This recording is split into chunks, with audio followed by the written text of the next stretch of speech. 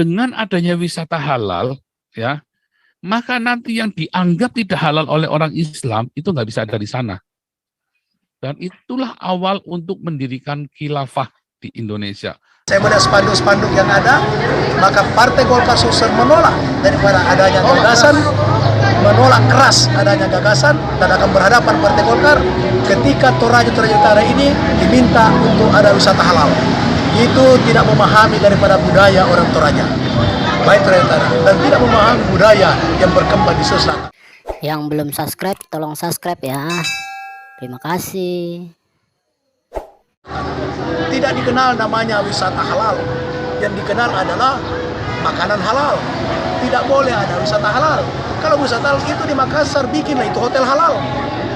Nah, kalau tidak mau didemo oleh rakyat Sulsel, ini tidak sesuai dengan budaya, tidak sesuai dengan kondisi kehidupan masyarakat terkini. Nah, inilah pemimpin yang tidak paham dengan kondisi daerah, pemimpin yang tidak paham dengan karakteristik budaya orang Sulawesi Selatan. Jadi Partai Golkar Sulsel, dan saya sudah instruksikan Pak Victor, menolak keras daripada wisata halal. Oke Pak Paul, ini kebetulan Pak Santiamer, ketua adat kita udah ngomong ini ya. Jadi yang pertama harus kita sadari di sini, ini ada upaya peminggiran dan upaya untuk mematikan budaya lokal. Ya kita ambil contoh untuk Danau Toba aja ya, Bang Santiamer. Ya. Kita kan tahu di seputaran Samosir dan Danau Toba itu banyak tempat-tempat sakral di budaya Batak. Betul. Termasuk Pusuk Buhit, Ulu Darat, Tau Silalahi. Ya, saya udah dari sana. Nah, itu kan tempat-tempat sakral. Apa kita rela tempat-tempat sakral itu dicemari dengan gaya hidup seperti di puncak? Itu pertanyaannya. Itu tempat-tempat sakral loh Pak, bagi kita orang Batak, dan bagi agama Batak juga maupun bagi agama Kristen itu tetap dianggap tempat yang dihormati. Jadi kita nggak akan bisa menerima budaya-budaya yang seperti di puncak itu diterapkan di sana gitu.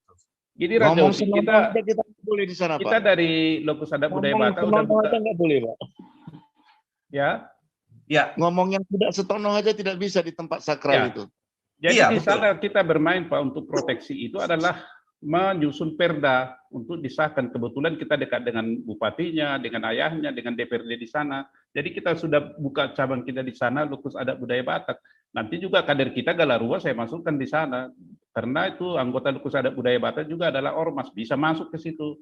Jadi itu udah kita proteksi melalui apa? Ya kita ikuti cara mereka, perda. Perda. Nah, perda.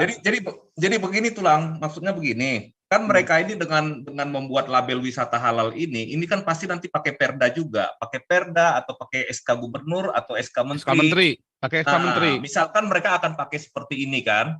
Nah, ini pasti akan ada dampak di bawah, Pak. Pertama, akan ada pergesekan di masyarakat, itu sudah pasti. Kemudian nanti akan timbul nanti ormas-ormas yang tiba-tiba merasa berhak dan berlaku seperti polisi gitu dia. Dia akan menekan nanti penduduk dan budaya lokal, Pak. Itu yang akan terjadi. Kita ingat dulu dengan SKB 3 Menteri itu, kebetulan tadi Pak Paul singgung, dulu kan kebanyakan gereja percaya dengan itu. Jadi ya tidak terlalu banyak resistensi daripada gereja, tetapi dampak apa yang dibuat oleh gereja di masa itu, sekaranglah kita rasakan, Pak. Jadi jangan main-main dengan yang namanya wisata-wisata berlabel ini akan panjang ini sampai ke belakang kalau misalkan dibiarkan gitu.